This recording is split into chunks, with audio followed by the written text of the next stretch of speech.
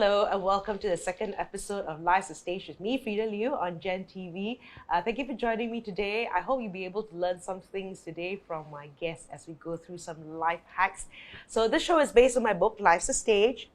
So in the book, I talked about my rebel years as a teenager and the nonsense I got up to and the nonsense I still get up to. So I didn't enjoy school anymore, being uprooted from my country of birth, but not nationality, and having to make new friends at 14, something that was not part of my plan in life, right? So looking back, it was one of my greatest learning periods in my life as I had to learn to be independent and make important decisions about my future. For many years, I was very resentful. I had to make grown-up decisions at such a young age. Now, I'll share more as we go along, but let me first introduce my guests, right? First, we have Andreas Vogiatzakis, Executive Director from AMV Plus Advisory, who has gone to many places from Greece before arriving in Malaysia. He's had an illustrious career in marketing and advertising. So please welcome Andreas. Next we have my good friend, Professor Loredana, Padurean, Associate Dean, Asia School of Business.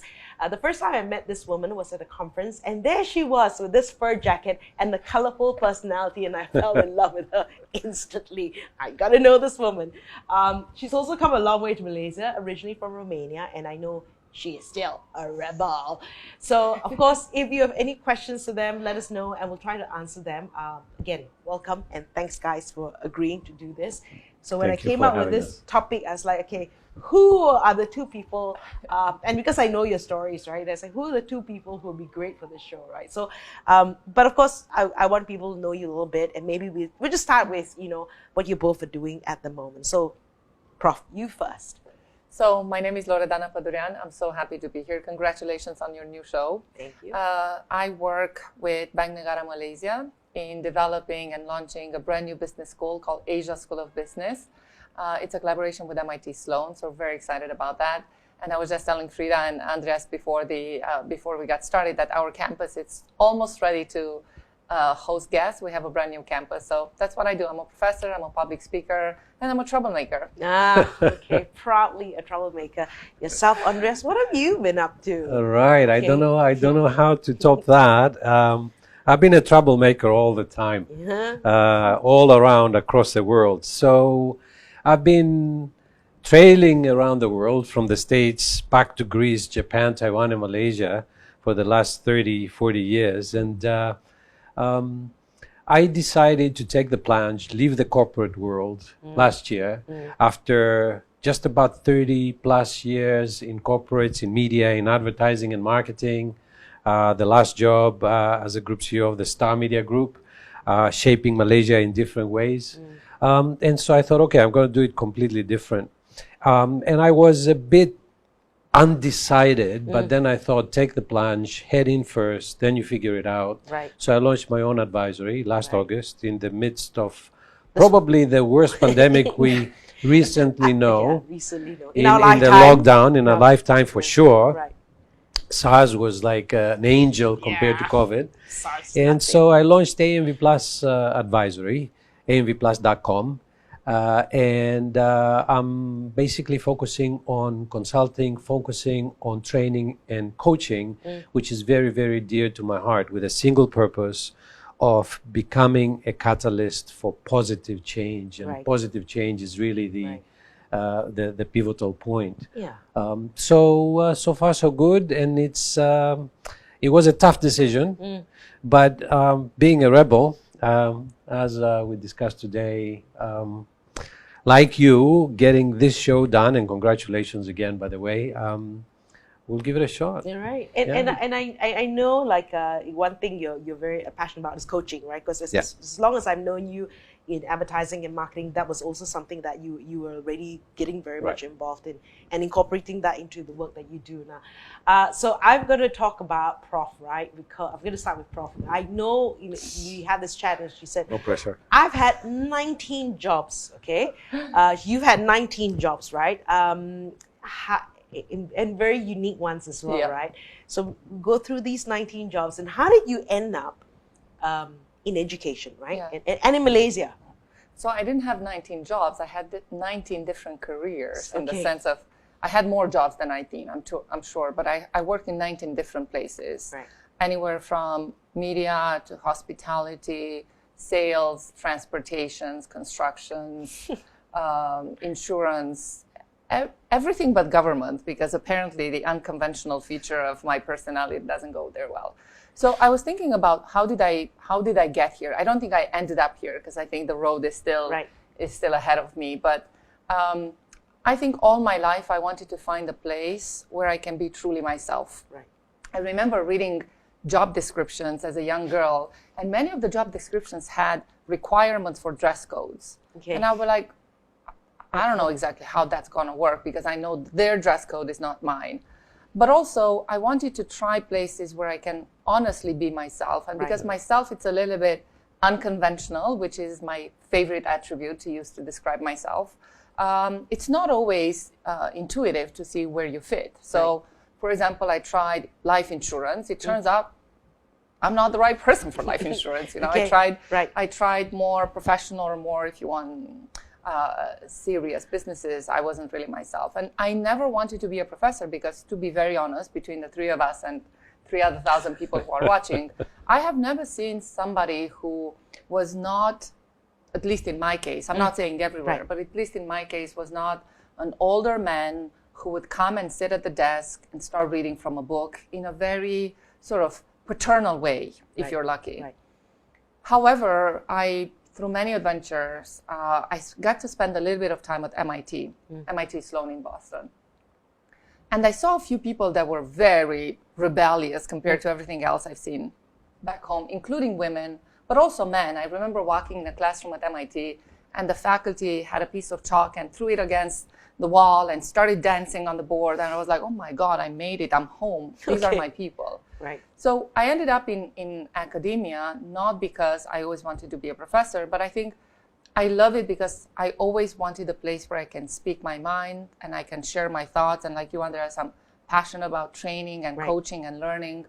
And believe it or not, as much as we think that academia is a very traditional sort of anti-rebellious environment, it's quite the opposite. It's just that some of us have this visual or this expectation that it is what we used to know it is. Right. So for me, this was the place that accepted everything about myself and more. Right. The stereotype, right? That perception of what it is, right? And okay, I know that one time you were a fashion police on TV. Yes.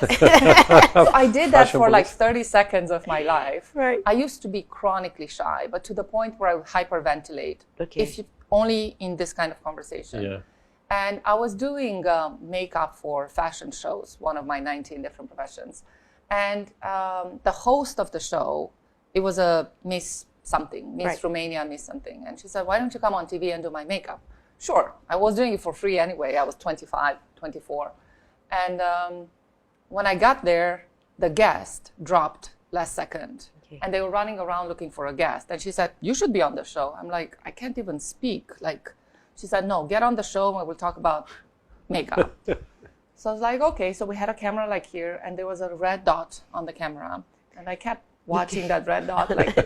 I was so scared of red dot. And then the second the camera went on, another person came over and took my body. And I was like all excited to talk to people about things. And after that, she said, you know what, we're going to offer you a segment. And I did, like I said, for a little bit of my time, I did a fashion police show. So I used to walk on the streets with the camera guy, arrest people for bad taste and give them a makeover. And somehow nobody punched us in the face. And we did that for a while, which was a lot of fun. But I think it helped me a lot to be very comfortable in front of my students, in front of a big stage. Media teaches you how to be a lot more comfortable with yourself. It doesn't teach you necessarily how to be comfortable in front of others, but how to be comfortable with yourself. Right. And that really helped me. Yeah. Right. And then, so I wanted to bring up again the fact that you said that you tried different industries, and it was because you didn't feel this industries fit you, because it was like, I had to fit into a box, right? And MIT said there is no box. Yeah. Or if there is, the box is so big that you never see the edges. Right. Like, it's so interesting to see the level of unconventionality you find in a school like MIT. Right. I spent only a very little time, but now I work with a lot of MIT faculty. And anywhere from some of the most spectacular minds and beautiful people to very, very, very bookwormishy and nerdy, but you find anything you want and you can be anything you want. So that was for me the big surprise, because I had these expectations, maybe like many of us, that all the universities look the same and all the schools look the same. But I also spent a little bit of time at Harvard. I also noticed that there's a lot of people who are naturally, truly themselves. And I was like, wow, so there's a place that will take me as I am. And that was a massive, massive moment of, you know, satisfaction, acceptance, making peace with who you are, because I'm sure that the three of us, being the rebels that you think we are, it's not an easy path to accept yourself, because the society will always try to force you in this box. And one of the things I tell my students is, whoever built this box, like, why do we even have this box? Who built it? Who put us in this box? But there is a box. And I think the reason why we have this box, it's very hard to process the heterogeneity that we have as people. You are different, I'm different, I'm different. It's very hard to do it. So what do you do in business? You try to say, all right, you are this person with this job, doing this thing, behaving this way. Because it's a lot easier to deal with boxes than with individualities. Right. And I think right now when we always talk about diversity and all that, right? That's what it is, right? Accepting the fact that people are different and it's good. Yeah. And even like in hard, right? And in businesses, it's the people who said, the unicorns that we hear of are these people who said, why must it be done this way, right? I mean, let's do it another way. And that's rebellious, but that's where you get the unicorns. The boy from Crete in Greece. How did you end up here? Well, definitely jumping out of the box. I love that box, Professor Loredana. I do. There are a lot of boxes in life, and I think that I have never been mistaken for 1 minute about structure and form, right? Which gives me, for example, and at least a direction. But that doesn't mean you're not a rebel, and you don't break the box and you shred it and you reconstruct it in your own way. I was born in the village of Akalahori in the middle of Crete. It was not blue and white, as I post in my Facebook, right? It was really muddy to pick up olives in the olive groves back then, and I didn't like it. I wanted to be a mathematician because math had structure. It was a great box. It was a fantastic box, and it gave me structure, it gave me reason, it gave me logic, and it didn't lie. It was true. Only to realize when I got into the math school that in fact this was not the one that I wanted to be in love with. It served me well for 6 years. Dad died, everything changed. So that structure and path was for me, but not anymore. So that's when I rebelled. And I think I rebelled against myself and what I was getting myself into. I don't think it was about the rest, it was about me. Even though I realize it now that I look back to connect the dots I collected. But at that time I didn't know. And I turned from a math man to a madman because I fell in love with advertising. And thanks to my sister, I went all the way to New York to Florida to study advertising, and life took a totally different path ever since. But I think that in that box, in that structure, I think rebellion is the greatest thing because it really makes you think different. You are that square peg in the round hole, right? And I knew I couldn't fit. I knew this is not what I wanted to do, but I didn't know what to do. And society back then was very different. I let my hair long. I started playing heavy metal. And I was different. And I didn't fit anywhere. But then I think you put it perfectly right, Professor. It is about coming to terms with yourself. But you don't know it then. And when you are young, when you're 18, 19, 24, you don't know what you're doing. And you don't have anchors, you don't have safety nets, and you're experimenting, you are trying to find out your own personality. And I think that that rebel in us is perhaps the best thing that has happened, at least to me, and I'm pretty sure to all of us, right? Because it makes you realize what you want. I found my true passion, which led me in that life journey that brought me here, trailing around the world from the States to Japan, Taiwan, and Malaysia, right? And when I look back, I think that nothing of that would have happened if you wouldn't rebel, if you wouldn't go against what everybody else expects you to do. And I'm writing that in my book, but it is about doing, at the end of the day, what really is good for you. And even if you live one more day, that's going to be one more day of what you really want to be and how you find your purpose to be. And when you write your eulogy, right, you're happy with it. So rebel in us, I think, does good things. Right. I think it's freeing yourself.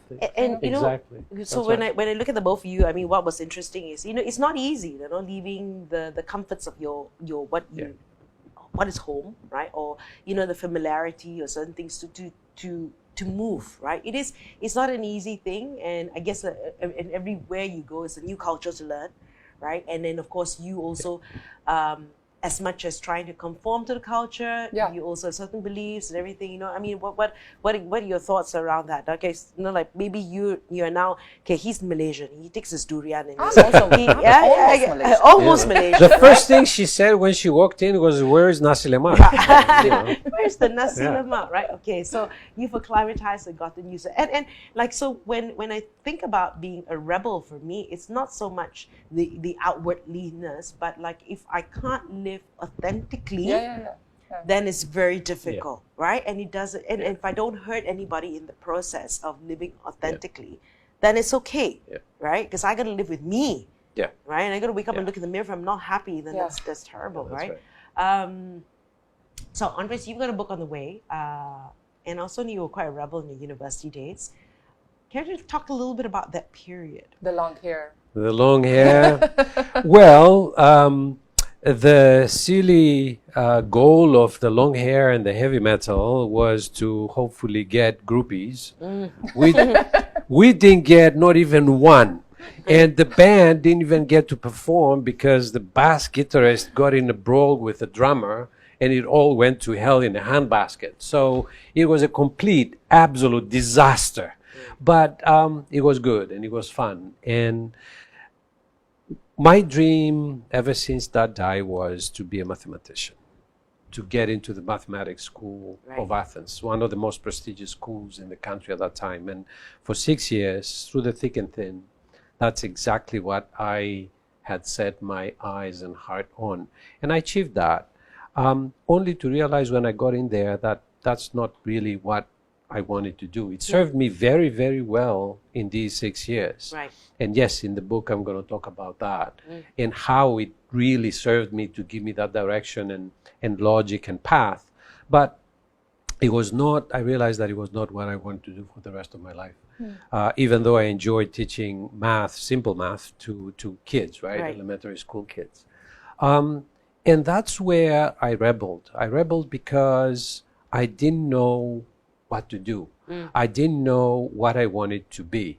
I was disenamored with the love of my life for 6 years that brought me to that point. And I was also feeling a little bit guilty that how can you now let everybody else that put their aspirations and dreams and hopes on you, and that was a burden on the shoulder, right? On both shoulders, actually. So I was feeling guilty and I was feeling pressured and I was feeling lost and I didn't know what I like. And that's where everything really happened. And so I let my hair long.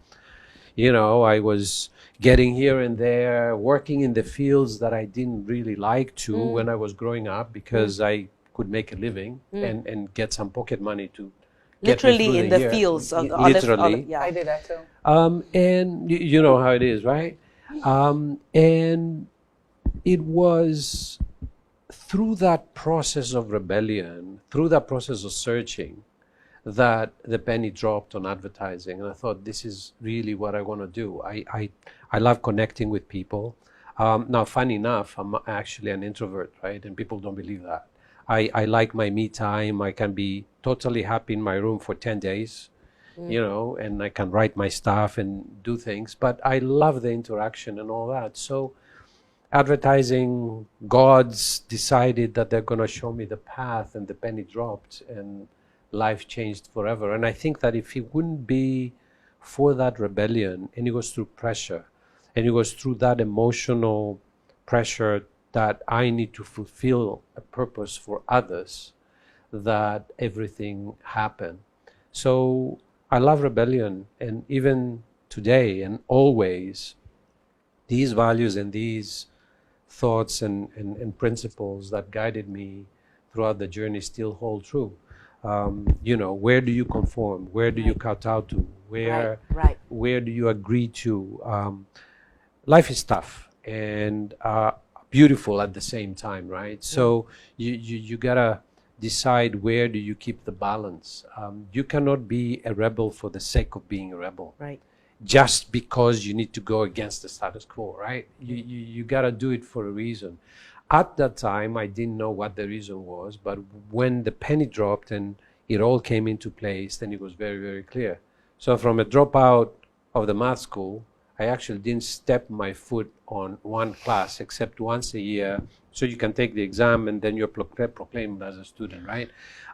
Never. Okay. I graduated from the University of Florida with high honors and a straight 4.0 on advertising and marketing. That's not important. The important thing is that when you don't love what you do, nothing will happen. And when you love what you do, everything will happen effortlessly. So you gotta love what you do, love who you're doing it with, who you're doing it for, where you do it at. And if you don't love it, leave it and do what you really love. Right. If you have any questions for any of us, do send them over, you know, and we'll try to address them. You know, but okay. So what you said, and I want Prof to chime in as well. You know, this, as you want to go and do math. You could have been the professor.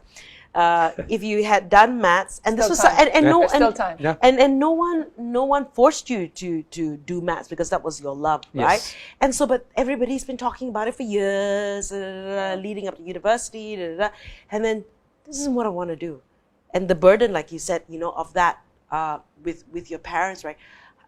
How do you handle that? Because I think that's tough, right? I'm talking to my son right now, who doesn't, well, he's sort of figured out what he wants to do, and I tell him, you know, just doing this course doesn't mean you have to do this for the rest of your life. Do this, enjoy this whole experience. You might come out of this and say, I want to do something completely different, and it's okay. I want to tell him it's okay, right? Just do something that you enjoy. But at that point, like, what was it like? You know, you feel like you're letting your family down, and that's the thing, right? Being the rebel, sometimes you feel like you're right. So, Prof, you want to say anything about that? Well, imagine that you're my mother, and I go to you, and I was like, so now I have the 16th job and I'm still 30. I remember going to tell her that I'm going to do a PhD, and she said, oh boy, we're going to tell the neighbors that you're still in school at this age. So there is this, I so resonate to what you said about the sense of responsibility you have for those who you love, but I think it's also, I'm very self-centric in the sense that I realized that for the longest time I lived my life for others, and I was extremely unhappy. Right. And the second I turned the books on me, and I said, all right, from now on I'm going to try to live the life for me, at the cost of not making everybody else happy around me, but trying to make me happy. And what it turns out is that when I wasn't happy, my parents were not happy, my friends were not happy, because I was impossible to deal with. Not that I'm easy now, but when I became happier, they became happier, because energy is contagious. So it took a while for my family, for my loved ones, or my friends to make peace with the fact that I'm constantly trying to find myself in the process. But I think at some point you have to choose yourself. And it's not a popular norm in society, especially in Asia. It's not a popular concept to admit it, that you're self-centric and you do things for yourself. But what I decided is, at some point I said, you know what? I can choose to live my life for others. I can choose to live my life for my family, who they were very good intentional. They had the right intentions in mind, but they couldn't really know what I'm going through because I'm not them.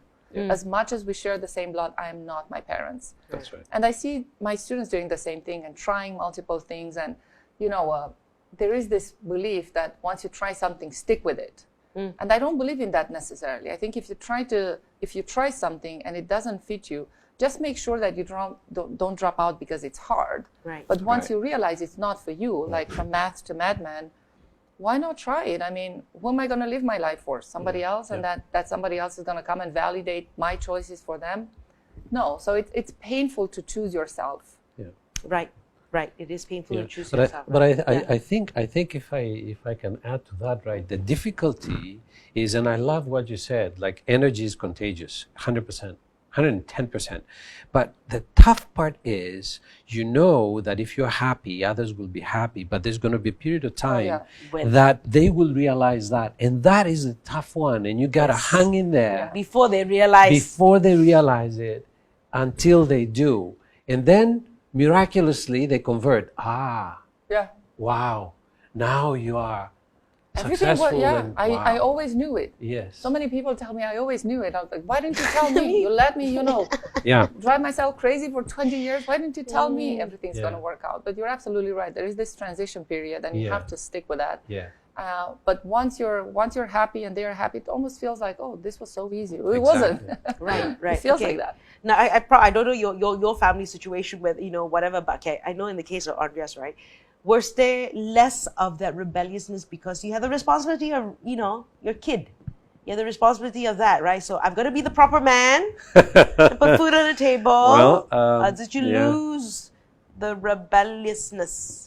Okay, I have to admit that somehow, you get a few anchors here and there, but I don't think that is a bad thing. I think it's a good thing.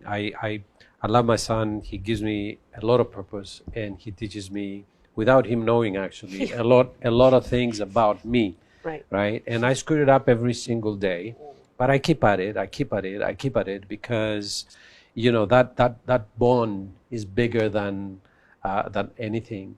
And so yes, it puts a few things into a different perspective, that it gives you a responsibility, but it's a responsibility that you embrace and you love and you feel good and proud about, right? Within that, rebellion to me doesn't mean anymore like you rebel and you do anything or something for the sake of doing it differently. That to me means nothing. It means that when you come at the crossroads and you're not happy with what you're doing now, you will give it the best that you have to do something different, to try. And to be willing to fail, willing to be on your knees, to beg, to be rejected, and all that kind of stuff that happen when you start something new that you have never really tried before, but with a sense of responsibility, responsibility to yourself, first of all. So that's a good thing. I think for me, I held back a little bit when my son was younger. I had to be responsible, and and not that I'm so rebellious, but like I did things more for me now that he's a little bit older. Yes, but there was that, and no, I don't resent it. He didn't ask to be born, right? So if you have a child, you got to be responsible in that sense, right? Right. But well, he's a little bit grown up. But I now. think we all go through that. I don't have children, but there were moments in my life when I felt like, okay, now I'm going to have to push through. Doing my PhD program was not a fun experience of my life, but I knew, okay, now I'm responsible to this goal. Right. Yeah. I'm going to have to be responsible in the sense of I can't drop everything at the drop of my hat because I want to go and party in Mykonos because Crete was not that popular. But that's what I mean by that. You have to, you're responsible to a goal, and if the goal is big and important and requires you to step back from some of the things that you would love to do but you can't do because the goal is there. The opportunity cost. Yeah, there is an opportunity cost. That's right. And you said it right? You don't quit something for the sake of quitting it. Yeah. You quit something because something that you really love is what came along, and that doesn't really represent who you are and what you believe in and your purpose anymore. And that's perfectly okay. Absolutely. I think the the biggest challenge to overcome for many people is to accept that and get de-anchored for something that is not them anymore. And that's okay. There is a stigma to that. Right. I mean, we will never do that to our kids, right? But now they're 17, right? 18. They're done. They know who they are. They're young adults. So. I wanna say something to what you said about giving up when it's hard. So there are things that are hard, and then there are things that make you unhappy, and they're not always the same thing. Yes. Like, you could do something that you love and it's so damn hard, but you're not going to quit because it's hard. Yes. In my case, I think a lot of people say, how did you just jump from a job to a job, from career to career?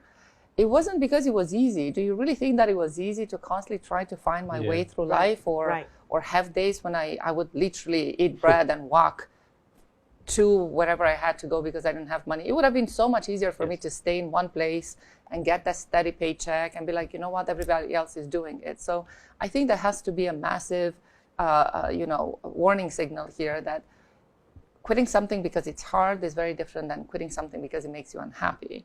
Nothing that I've done in my life was easy in that sense, but because it made me happier, it didn't feel that hard. Right. 100%. Okay. If there are any questions, let us know. Okay. Now, I just want to talk about maybe, and we've sort of talked about it, right? About this expectation because you're a rebel, and then of course this perception of this professor and all that, right? And I'm sure people, prof, right? The first time I saw you, but I love that. But this whole idea of the way you dress, right? And do you want to get people to get a mindset shift in the process the moment they meet Professor Loredana? So it didn't start like that, at all. Okay. I grew up extremely poor. I grew up in communism where we had two colors, black and navy blue. And my grandmother, who was my hero, she was also a seamstress by need, not by formation. And we used to buy fabric from we had very little. I don't know if you guys know what communism looks like, but you have stores that are empty. So every now and then they would bring a little bit of fabric, mostly for linen, for bed linen. Right. And she would make me a little bit of a dress or a little bit of a skirt. So for me, getting dressed up it's a feeling that reminds me of the happiness I had by spending that time with her. Right. So it started like that. And then later on, I remember I was in 9th grade and we had uniforms. I grew up in a system with uniforms, even though by then communism was over. And my mother got called in school because my uniform was too short, because I had to do something with it. And my mother said, are her grades affected by the size of her skirt? Right. And the principal said, no, she's actually top 3 in class. So my mother, who's very conventional, this is the proudest thing that she's ever done for me. She said, well, if the skirt doesn't get in the way, what's your problem? Wow. So for me, like I said, it started with this feeling of, being connected to my grandmother, having things that were not necessarily always black and blue. And then when I moved to Malaysia, which is 6 years ago, the primary question or reaction that I get when I meet with somebody, they take a little bit of a step back and said, you're a professor, but you don't look like a professor. And then the second question is, I think you should work in fashion instead of doing what you do. So I always thought it's like, you were talking about cheese. Like, if I like cheese, should I work in a dairy factory, like in a cheese shop? Yeah. Fashion is a mean. Right. Fashion is not just for people who work in fashion. Right.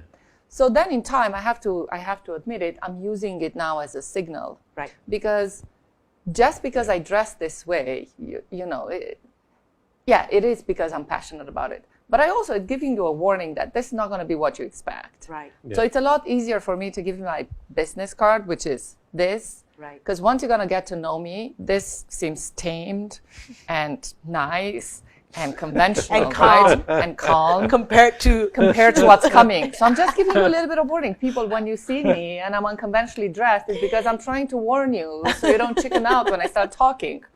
But having said that, there used to be this campaign. They even had it at MIT, look like a woman, right?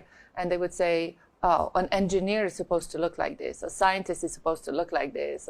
And they were playing on that, right? We have these amazing women who are astronauts and engineers and, scientists and whatever you want, agricultural workers and miners and truck drivers. And we expect them to look in this way. Yeah. And then what if I don't want to look that way? Who told you that I I should do what you think of me. So, like I said, in my case, it started as a emotional relationship with my grandparents and my environment.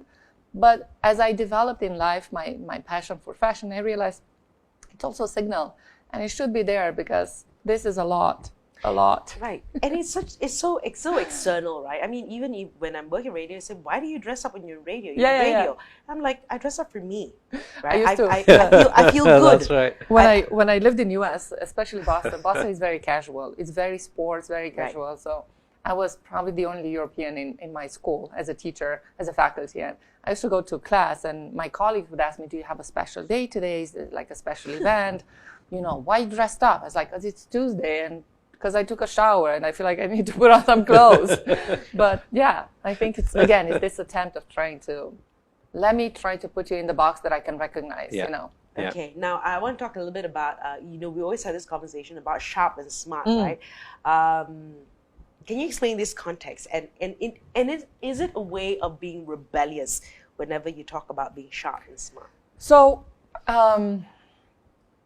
like you said, Andreas, before, I'm not rebellious for the sake of being rebel. I mean, yes, it's fun, and I get it to be invited on your show, and people talk about it, but I only rebel, if the definition of rebel is somebody who takes a stand. I only rebel against things that make me think, do they still should be this way? Right. So the smart and sharp concept is an extension or a contribution to the existing soft and hard. So soft and hard skills, I grew up learning about soft and hard skills. And then about 7 years ago, I started thinking as a manager. So I'm a professor of management, but I'm also a manager. And I have to say, it's so much easier to teach management than to do management because people are terrible. I don't like people. The job is easy. People are not. But everybody would tell me as a coach and as a trainer, we want to train people on soft skills, but they don't want to call them soft skills. And it's true. There's nothing soft about dealing with diversity, dealing with complex situations. Empathy, board members, egos, validation, right? Negotiation. So I started thinking, why do we call this skill soft? There's nothing soft about this. At the same time, I mean, you were a math whiz. I was the opposite. I didn't like math. I didn't like physics. I didn't like chemistry. But I also didn't like the fact that they were always referred as the hard skills. These are the hard skills. Turns out that, math, it's easier than dealing with people. Yes, right? That's right. So I don't like that concept of hard either. So when I moved to Malaysia and we started leading ASB, I said, this is it. Nobody's allowed to use the word soft in this school, and nobody's allowed to use the words hard in this school because for me, the skills required to deal with people are smart skills. You have to be smart to know how to deal with people. Right. And the same thing about these hard skills. There's an implication that they are like this desk. They are hard. They are not dynamic. And I mean, even in the world of math, I think there is some dynamics developments because I see a lot of my colleagues from MIT, right? So for me, these skills, they have to be sharpened because you constantly have to relearn them. You can't really just say, I learned math in 4th grade, I'm good. It turns out even math evolves, right? Engineering, chemistry, data optimization, modeling, whatever you want. So I call them sharp and smart. Right. And my question to you, my loves, is would you rather be soft and hard or smart and sharp? Right. So I'm not a rebel against, once again, without the cause. But these concepts were invented in 1972, people, by a U.S. Army doctor who looked around at his people and were like, those who can shoot people those are hard skills. We're going to call those hard skills. Right. And then how are we going to call the other skills, like the skills of dealing with people? Soft, right? Right. So, okay, fine. They serve a purpose for 50 years. Right. But shouldn't they get another look at and you don't need to be rebellious to look at this and be like, I don't think this is soft. Right. Yep. Yeah. So that's very interesting, right? The words we use. No, I'm still hung up with what your mom said, though. You know what I mean? Like it's a length of a skirt affecting her ability to study, and that's very important. Yeah. That's very important, right? There's a deep meaning to that, right? But okay, she's gonna be so happy to hear that. I'm gonna let her know. Hi, Mom. She's watching. Okay, I'm gonna give you the pictures of your dogs. Nice. So we were talking about our teenage boys, right? And the challenges in raising them. Your 16-year-old and my 18-year-old, right? 17, right? So are we encouraging the rebellious spirit in them? So And Yeah. and my son is an angel compared to me at this age, but still it is so. And you know, you don't want him to be. I want my son to be street smart as well. That's right. Smart and sharp, maybe. Smart and sharp. Smart, Yeah, exactly. I call them power skills. Okay. And I push that. Yeah, I drill that completely. Power skills. If my son does to me, What? I don't think he's listening. Okay. What I did to my mom, I'd kill him. Right. Well, don't say that on TV, but yeah. Right. Yeah, don't say that on TV. Right. So That's just how I want him to be a rebel. I want him to be a rebel that doesn't take no for an answer. Okay. Who doesn't do what others are expecting him to do. A rebel who chooses to do what he loves, what he finds purposeful for him, and who is not afraid to change that if that does not serve that purpose anymore, and if his vision for his own life changes. How can all that stay constant forever? It's just impossible. It's an oxymoron. It's stupid. When you are a 20-year-old or an 18-year-old, can you imagine? We are asking an 18-year-old to choose a career for the rest of their lives, and they have to stick with it. And no matter what happens, if you choose to be a professor of math, then that's what you really have to do for the rest of your life because society expects you to. What kind of bollocks is this? Right. A big one. A big one, right? So I want him to feel free and empowered that he can change that anytime he wants, as long as he gives his best to what he believed in to see if it works for not and if it is for him. Not because it is hard to do, but it's because I don't love this anymore, and I'm very clear about that. So I would love him to be a rebel in that sense. I'm blessed that he's an amazing man with great principles and values and a very good intellect. He has a good captain in his ship. Right. I think up here, and that's the most important thing. So being rebellious to the things he doesn't love anymore will be a good thing, and I do hope he is. Right, because I'm just like having conversations with my kid as well, right? Like when you start something, you've got to finish it. They don't love it anymore, right? But then you try. It's like, how do you? Yeah. Anyway. Yeah, that's right. If you get an answer, you can let us know. Yeah, I want to talk. I'm just very mindful of time as well, right? I want to talk about your books, though, Prof. I know your current book, Nail It, Scale It, and Sail It. What's the premise of that book? So most of my work, both my 19 different jobs and the current job, I was very entrepreneurial. I never worked for an environment that was already set in stone and everybody knew what they were doing. And like I said before, I learned that being a professor of management, it's a lot easier than being a manager. And teaching about entrepreneurship, it's a lot easier than doing entrepreneurship. But coming here to Malaysia 6 years ago and building a school from scratch, this big, beautiful Asia School of Business, gave me the opportunity to think about entrepreneurship from the practice perspective, right? You're the one doing it. Right. So I started teaching this first, because that's what you do. You want to learn something, you teach it, right? You know this because you also taught. And then the more I started teaching about entrepreneurship, the more I connected it to my experience of building ASB, running a ski resort in Switzerland, having a fashion agency, building an app, all the crazy things that I did in my life. And because I never liked theory, believe it or not, I'm a professor who didn't do well in school. But I always think, speaking of kids, I don't have kids. I used to be a kindergarten teacher, one of my 19 careers. And what I learned from my kids was that they don't like peas. They don't like the peas. They don't like the veggies. So we used to hide them in the mashed potatoes. Turns out adults are the same. They don't like theory, the peas. They like the mashed potatoes, the stories. And I'm like that. I can't stand learning a dry theory, and I feel like I need a glass of wine to go with it. So my book is trying to tell, if you want, the theory of evolution. How do companies evolve? How do they grow? And then how do they become big sustainable companies? But more from a metaphorical perspective. So I think of the first stages of setting something from scratch. Like you're doing this show from scratch, you know, this channel is something from scratch. Feels a little bit like going through the jungle with machete, where you don't have a lot of clarity ahead of you. You don't know exactly what's going to happen, but you have to push through. And then once you manage to do that, it's a whole story, but once you manage to do that and you start scaling and growing, the second stage feels a little bit like hiking up a peak, a mountain. You know, when I lived in Switzerland, I used to see these hikers and they have this equipment and tools and the Swiss knife.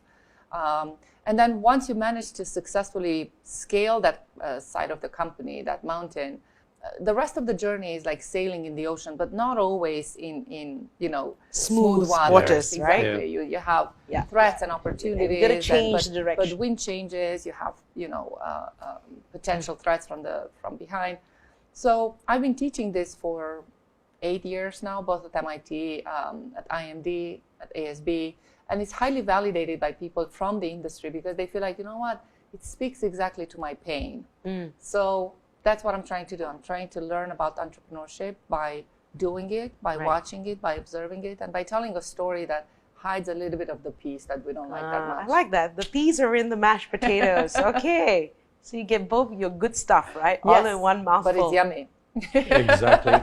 And broccoli. Your upcoming book. Yes. Tell us. Yes. Somebody said, we all know who, that you need to look back to collect the dots. And I say that we need to collect dots to connect the dots. Okay. And so it's my attempt to do that. I love talking about journeys. I love talking about leadership. I love talking about power skills, empathy, self-awareness, adaptability and resilience, all that stuff that helped me go through the troubled waters and arrive at this point. Not that I'm not going through troubled waters at the moment, but at least you got to look back on some validated principles that you believe in and guided you through. So I thought it would be interesting to share that journey. Not because I don't have arms and legs, like some don't, and they have amazing stories to tell. I do. I'm healthy. I'm fairly okay. But I think everybody has a story to tell and we can learn from it. Right. And what I wanted to do is to put it all together in a book. And in fact, one of the chapters is Rebel with the Cause, not without. Okay. And in the attempt to share that and use that as an excuse to have these discussions. Right. Have these discussions about what's your journey. Right. When you look back, what you want to take out of it, how you want to do it different moving forward. Even if you have one more day to live, how do you want to live it? What are the values and the principles that guided you through that? Would you continue to have the same? Would you adjust it? Is there something that you would want to get rid of and something else that you want to add to your repertoire and make you stronger and better? Life is beautiful and it might not be easy, it might have its twists and turns, but the stormy waters are the best waters because that's where all of this stuff gets onto the test. Everybody can sail the ship in calm waters, right? So I wanted to just do that, share it with everybody. I've been running companies in Asia, especially from Japan to Taiwan and Malaysia, building them from scratch, readjusting their cultures, bringing them to success, sometimes from zero to hero, like Havas Media here in Malaysia, right? And so what were the principles that guided me through that? Not only to achieve success, but also to screw up. So when I didn't do that good, why? How could I have done it better? Right. And if I were to do it again tomorrow, how could I have behave differently and be better? Not in a sense of regret, but in a sense of self-awareness and acceptance in order to do to achieve a better state for you. And like you said, energy is contagious. Right. To really be who you love to be, and therefore for the others to benefit from it. So I wanted to share that with everybody.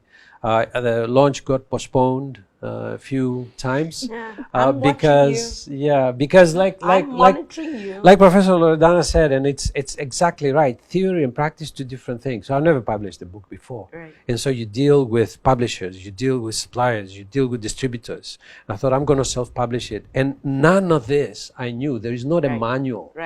And it's an amazing journey. Let me tell you, so far, since last August that this journey started, coinciding with the launch of AMV Plus, I've done an enormous amount of mistakes. A very, very dear good friend of mine, I don't know if you're watching, told me one of the mistakes that I did last night. And I thought, oh my gosh, in your excitement to do it, you forgot. You do it wrongly. You do some things wrong. And then you have to have that self-awareness and comfort with yourself to say, yeah, I screwed up, I'm sorry, and be vulnerable to it and accept it and do it better. And so I want to share that. So it's coming up in July. Oh, yeah. So yeah. All right. I just want to close off with, you know, your final thoughts about the whole idea of being a rebel. You know, I know, for example, like Prof, maybe what you share with your students, perhaps.